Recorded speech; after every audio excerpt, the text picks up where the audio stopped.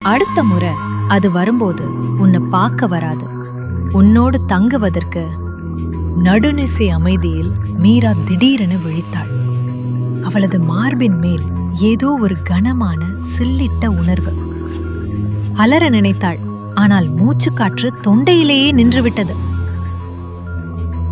படுக்கைக்கு மேல் நிழலிலிருந்து அந்த உருவம் மெல்ல வெளிப்பட்டது. கிழிந்த கருப்பு அங்கியை போர்த்திய ஒரு எலும்பக்கூடு போன்ற உருவம். அதற்கு கண்கள் இல்லை, ஆனால் அதன் குளிர்ந்த பார்வை மீராவின் ஆன்மாவையே ஊடுருவதை அவளால் உணர முடிந்தது. இது கனவல்ல, இது மரணத்தின் தூதுவன். அவளது உயிரை அல்ல, அவளது கடைசி மூச்சை தேடி வந்திருந்தது. சரியாக இரவு 3 மணி அந்த உருவம் சட்டென மறைந்தது.